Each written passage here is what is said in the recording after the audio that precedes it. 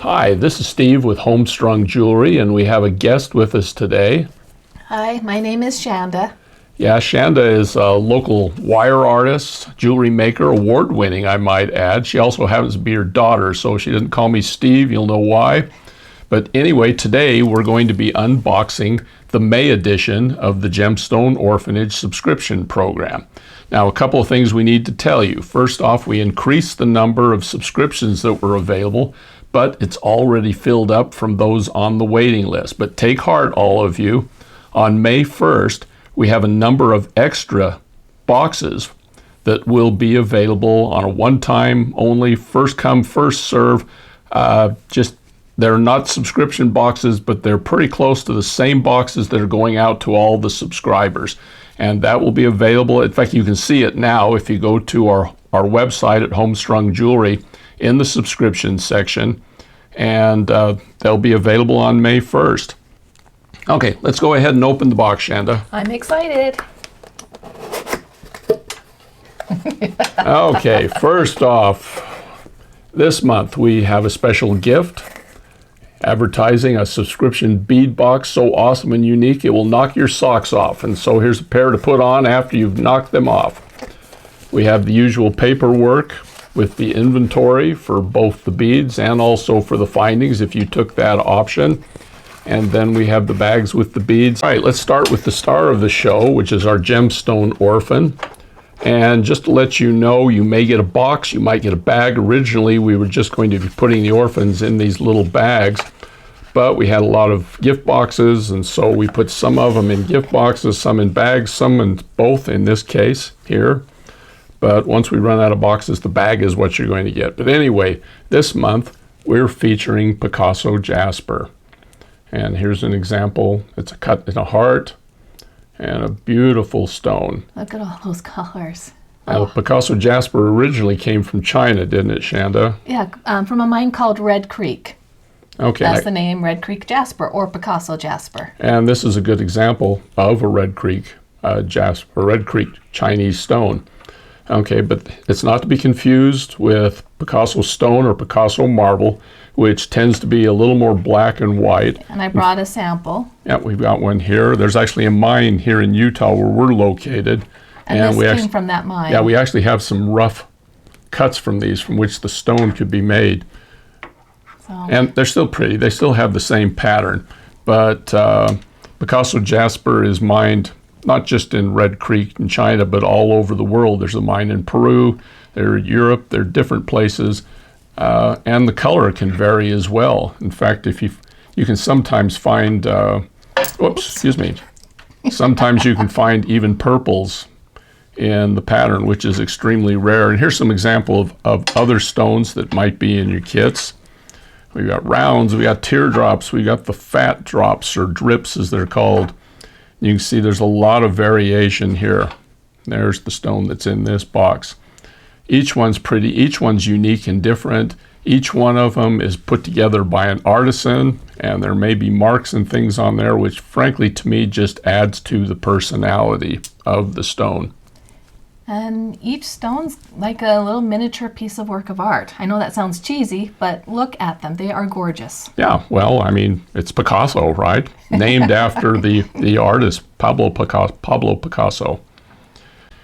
Now, legend has it, and it's said, that if Picasso Jasper is worn regularly, it will bring you awareness of the beauty in others, as well as in your surroundings. So it's a good stone for anyone who may have given up on people in life. This is the optimist stone.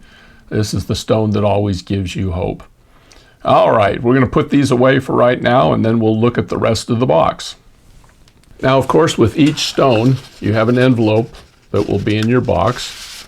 And inside the envelope, first off, is the really important stuff, which has information on who we are, what your stone is, how to take care of it. It also has reference to a training guide, a manual, which we have for taking care of your Gemstone Orphan, which is available to download.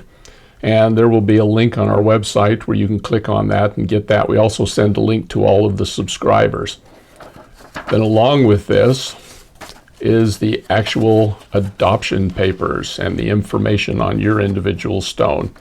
You can see there's a picture of the stone front and back. It talks about, well, your registration number is there as well. It gives the colors, the size, the shape, and a little bit of information about the stone, the history, what people in the past have thought about this particular stone. Anyway, that's available with each and every registered stone, and this registration is kept with us in a database so that if you ever lose the stone or you need to show that it's authentic, you have the paperwork and we can back it up for you. Okay, now let's look at what's in the box, what's in the bags, and we'll start with the beads. Here's all the beads that are in this month's selection. Of course, up here is the Orphan, but let's start down here in the corner with the Picassos. Okay, this is an 8mm Picasso round, and along with this you can see all the colors, the patterns. It's really neat when the smaller beads, even the smaller beads, show the pattern. It looks like I've got a six in there as well. And we do have 6s right here, and we also have 4mm beads.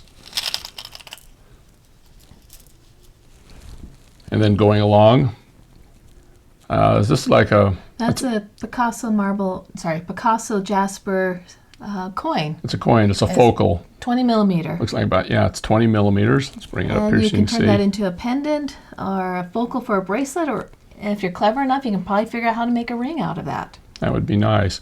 And then we've got some abacus or rondelles. What's the size on these, Shanda? Yeah, I would go with 6x10. I love rondelles. I like the shape beads. It's getting harder and harder to find gemstone beads that have shapes, and along with that we have these rices. And these are 10x14s. This is a barrel shape. Again, you can see the neat colors. So those are the Picasso, and then down here we have some more rondelles. And these are wood jasper. They're 5x8. Very similar. They have a similar pattern, but the colors are different. They have a wood-like look, thus the name wood jasper. And then up here, what are these? That is an agate. Another agate rondelle. Okay, a lot of colors in here. We tried to, Debbie sits down and she curates these and tries to put something that will go with the other beads. But that's an agate. And then down here let's look at these. This is goldstone. And these are 18x13 oval goldstone. Yeah, this is a man-made stone, but it's still considered a gemstone. It has an interesting history. This was actually it was created as an accident, actually, wasn't it? According to legend, a monk was making a vat of glass and some copper shavings accidentally fell into the vat, and the monk, thinking, oh darn, I just screwed up this whole vat, threw it out, and as it started to cool down, the crystal structure of the copper started to change and create this really sparkly effect. The longer it cools down, the more sparkly you get, and as the sun came up, they started to change their mind that maybe this had some value, and for many, many years it was a secret recipe. Okay, well, you now know it's a secret recipe. I understand also that goldstone was very popular among the peasants and some of the aristocracy, and they would take the goldstone, the stones, the pieces, and they would put them on their windowsills, and they felt that this would scare away people who were breaking into the home and also scare away evil spirits. So when you get your goldstone here, you can probably take it and put it on your windowsill, and it will scare away all the evil spirits. And the thieves, but I still recommend locking your door. Yeah, thieves, I think your best bet with the goldstone would be to load it into a slingshot and fire it at anyone breaking into your house. That would be your best bet at scaring them away.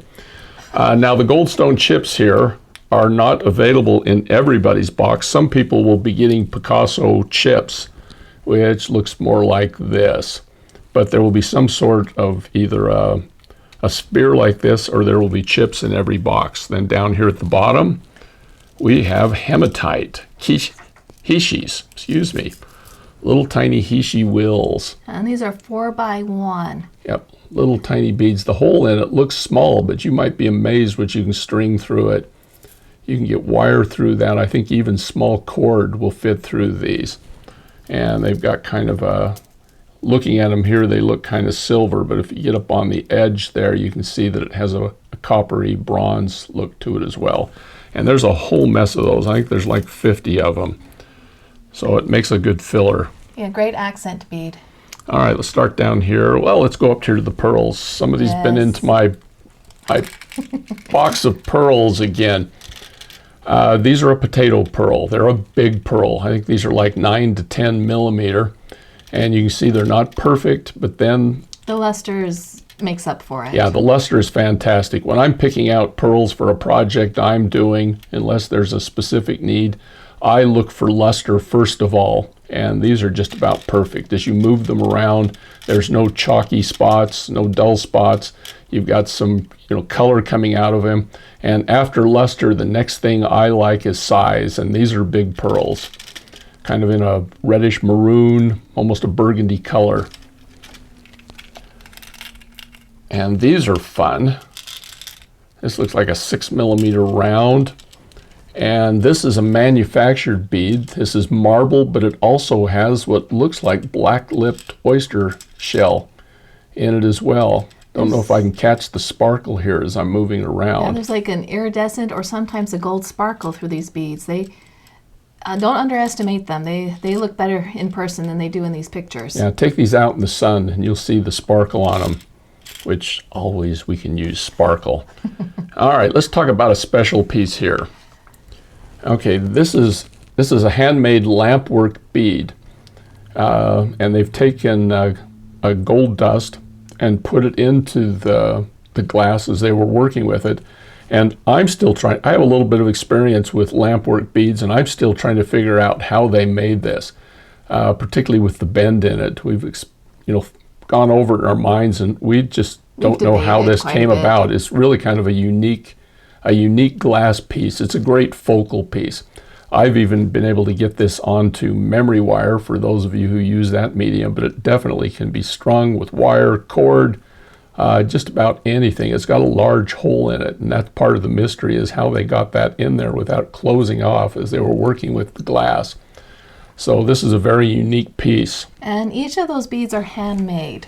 Yeah. So it's not mass-produced. They are handmade. Yeah, they'll all be a little bit different, but you can see the gold dust pattern in there around the edges and throughout the bead. And then down here at the bottom, we have a couple of crystal drops with a briolette cut. Make a great pair of earrings. Yeah, it's got a nice finish to it too. You can see the different colors reflecting back. And those look to be like 8-10 millimeter by about 18. 8 by 21. 8 by 21, so they're bigger than that. Decent size. Okay, so a pair of earrings or 2 pendants. And then let's talk about the crystal and glass down here at the end. Wow. Let me start with my discs. Yes, I always like these discs. These are some of my favorite glass beads. They have tons of sparkle. They're just a little bit different from what you're used to seeing. And when they put the finish on these things, there's a separator bead that you can see between the rounds. And I've actually saved those and used them in projects for different things, but that's just a bonus. But we've got these beautiful rondelle crystals. 8 by 6 millimeters. Yeah, a little bit paler color, which is nice. Now let's go back to this one. This has got an interesting cut on this crystal. You can see the sparkle and the colors that are coming out of it. And we've got what we call a half strand or a small strand of these that'll be a great addition to your project. Those are 6 millimeter. 6 millimeters, and they stick. And then we have a little round. Love working with the round because the sparkle comes from every direction. And this is a champagne color. Yeah, again, a lighter color. Let's see, it will go with just about everything that we've got here. And then finally, just what'd you call that, bronze? Or metallic copper. Metallic copper. These are just a little seed bead, just a tiny addition. They're 4x6. They're a little bigger than seed beads. Well, excuse me, not a seed. Wow. They're a rice bead. Rice bead is what I meant to say. They're rice. This is like rice, and rice is nice. So let's put it there. So this is our selection of beads. For those of you who took the beads only, this is what you're going to get. But for those who took the findings add-on, we're going to bring these out and show those to you right now. All right, here's our findings. Just a quick word about the findings before we look at them all, because we've had some questions about whether or not our findings are nickel-free because people have allergies. And it ultimately comes down to the vendors that you use. The people that supply these to us, we always make sure that they say that they're nickel, lead, and cadmium free. But all we have to go on is what they tell us. And so I would advise anybody who makes jewelry, regardless of where it comes from and what people tell you, is to try it and watch it carefully. If you like put an ear wire into your ear and you start to get some redness and swelling, they may not have been telling you the whole truth, or that maybe something else entirely. But just exercise a little bit of caution.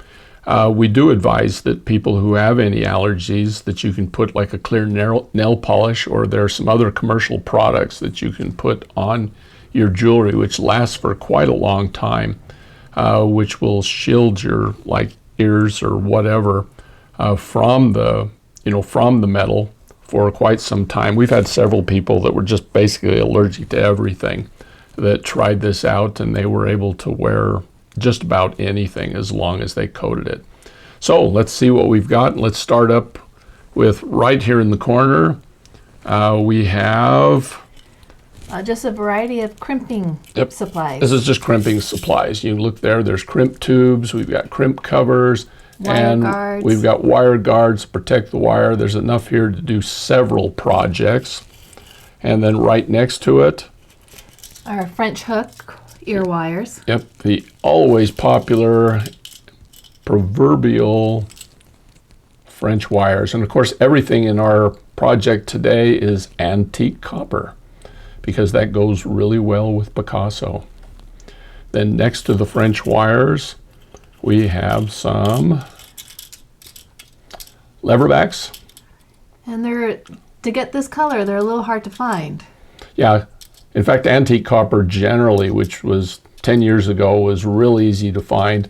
And now all of a sudden, at least our vendors just don't seem to be kicking out quite as much of it.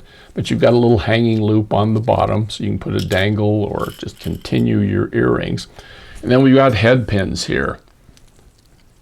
Everybody needs head pins, again in the copper. And I have to tell you, these came in what looked like a bale of hay with the wires all over the place, and we spent several nights sitting there and straightening out these wires just for you. They didn't do that for me in my box. No, we don't do that for anybody in the family. They can straighten their own, but you're our subscribers. Down here on the end, we have 3mm rounds, and then we've got some daisy spacers as well. Just little things that you put into a lot of projects. And then down on the end here, we have a selection of jump rings, just so you can connect everything together. It looks like we've got everything from 1/8 of an inch up to about 3/16, it looks like. Everybody needs jump rings. And then let's just go down here. We have 2 different sizes of lobster clasps. And next to that, we have 2 pair of different toggles. This one's a nautical, well, that's not a nautical, that's a rope. The next one's a nautical, isn't it? Yes. Whoops. And we've got the nautical theme, along with a daisy spacer that jumped in there. See, they're everywhere. You need them. Just a couple of toggles. They're great for bracelets, sometimes on necklaces. And next we have bells. Yep, that's a barrel. I love this bell. You have to see the pattern that's on that all the way around. This is a nice solid piece here. It looks like you could run cord through that, chain through that. You could put really smaller big beads through things it. in there. Yeah, you could run other beads through that as well. It's got a little hanging loop on the bottom. And then next to it, we have a bell, which is This one's a pinch bell. pinch bell. Love pinch bells. You have a stone like the gemstone here that has that's drilled at the top. You just open this up, pinch it back into place, and you instantly have a pendant. Nice little pattern on there, antique copper finish again. Then next to this, we have some little tiny, we've got 4 of them, little tiny cord ends with a loop. And these can be either, you could put a cord or you could put a round leather piece, as long as it looks like about 2 millimeters into there. And this could either be crimped down or some things could be glued in place. I find it's easier to glue it. I do too. The pinching is fine. It kind of distorts it. I don't like the look, but when all else fails, that's it. And while we're talking about that, we have a length of leather, a nice deep brown. And this is just the perfect size. You'll get 3 feet. 3 feet, which is just short of a meter for those of you who are metric. And it just twists right in to the cord end, matching perfectly. Okay, so 3 feet of cord there. That's enough to make quite a few bracelets, you know, or different types of things in the bracelets. Next to these, we have some end caps. And this is an acorn shape. These are great. Look like the caps off of acorns. Little hole in the top. I've run wire through these. Just great for necklaces, bracelets, whatever you might need. And then over here we have a whole bunch of bead caps. Let's show you a couple of these. The pattern on these. It's got kind of a flower pattern to it. These are wonderful. They extend them. I've had round beads that we put the bead caps on them, and people swore that these were a rice shape, oval shaped bead after we were done. It just kind of brings a little more emphasis onto a bead when it's used. And there's quite a few of those as well. All right, let's talk about this. This is a bangle bracelet, which is included in some of the kits. Again, every kit could be a little bit different. We try to do as many as we can that are exactly the same, but sometimes we throw in little extras. About 15, 20 of you will get this. Some will get something like this or something else in their project. But the bangle here is great because you can wire things in, you can tie beads into it using thread. I think Shanda here was working on this as a project. And I want to mention that at the end of the video, Shanda's been building things from this kit, and we will have examples of the jewelry which she made at the end. And you need to tell us if anything you see during those last few minutes of the video, if you're interested in seeing how she did it or would like video tutorials or anything else on it, please let us know in the comments down below. Anyway, you've got a tray here on the top that looks like it's about, what's that, 12 millimeters possibly? Roughly, yeah. Roughly. You've got lots of holes you can do it. The edges here on the tray can be pushed down. They can be bezeled down onto a stone to hold it in place, though I recommend gluing it as well. Yeah, you can put in a cabochon, or you can do like a resin bezel or fill it up with resin. Yeah, if you're a resin artist, this would be great. And then you got all this great lattice work that you can wire beads to it, or you can use nylon thread, or whatever your specialty is. Yeah, look at the end. Shanda's going to have a surprise for you there. All right, let's look at the hangers. That's what I call these. They're a little star-shaped metal bead that has a loop on the end. Where would you use these, Shanda? They'd make a great charm bracelet. Yeah, I've used them to make dangles. You You basically got 2 holes, a hole to string through, and then you've got a loop that you can put a dangle on. Just a nice little accessory. And then what are these? A 2-hole connector. Okay, you've got Which are 5 really pretty. crystals. And then you've got 2 loops here on the back, which I should use both hands so that you can see them. Those can be threaded on. They could be used as a separator, or they could just be used as part of a 2-strand project, I guess. Anyway, you've got 2 of them. 2-strand necklace or 2-strand bracelet. And then, what do they call these? That's just a connector.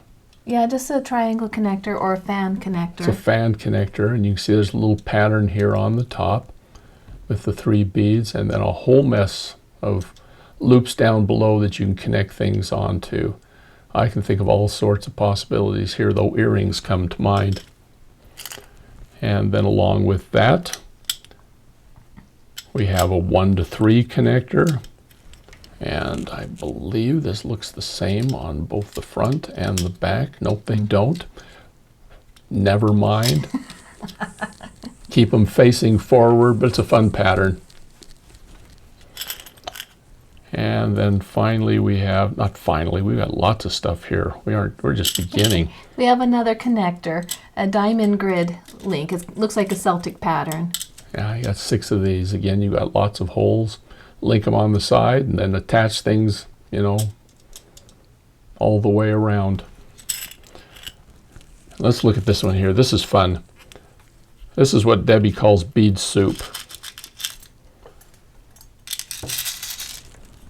You've got a whole bunch of different antique copper beads. You got some of my favorite beads in here. I hope she didn't give all of them away.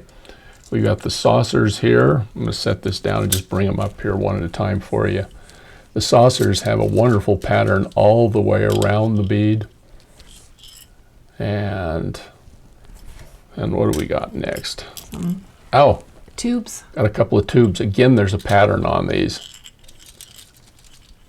Just nice little things to add into your project. Has a little heart pattern.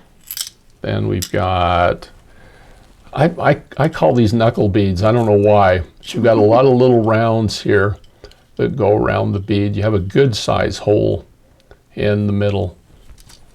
And there's more than 2 of them. This is just what we were able to grab and pull out. Another interesting bead, kind of a barrel bead. Again, these have a good size hole in them. You can thread almost anything through those. Just adds interest to your projects. Oh, here's the tri-bead. Yep, Shanda had it up on end, but you can see there's a little flower pattern. Whoops, I'm going off screen. I'm fading away, but you can see there's a little flower that's mounted in 3 places in a triangle around the bead. Again, with a nice size hole in the middle. And I think there's still more. Isn't there, or is that it? Looks like that's it. Who knows? When you get this, if you see extra beads, let us know. Anyway, that's the bead soup. Down on the end, we've got a chain. Everybody needs chain. Again, I think this is like 3 feet. It's just Another 3 feet. just a real basic lightweight chain. Again, it's kind of hard to find the antique copper, but 3 feet of it with a knot that we just pulled out of it. And I believe these are not soldered links, so you can open and close them just like a jump ring, so you can attach things. Some people look at that as a feature. You know, do with it what you want. And then finally, down here on the bottom, we have some wrapping wire. I don't know how many of you were wrappers, but we've got 20 gauge, 22 gauge, and 24 gauge wire. I think there's like 1 yard of the 20 gauge and then 2 yards of the 22 and 24. And I believe Shanda, as a wire wrapper, will be using this wire in the projects that she makes from the bead box here. I will be. And again, check that at the very end. So anyway, that's our showing of what the box is for the month of May. Again, there will be extra boxes. The subscription is full, but we do have extra boxes that will be available on our website on May 1st. So make sure you're watching for that, because I know in the past they've gone fast. We appreciate you coming today. If you liked what you saw, be sure and click the like button down on the bottom. And also you might want to click on the subscribe button and ring the bell. That way you'll be notified of any future videos that we do. One more time, don't go away right now. Make sure that you watch to the end of the video to see projects that have been made from the bead box here. And if you have any questions about it, or you have any interest in tutorials from these patterns, just tell us in the comments down below. Thanks for being here. Thank you.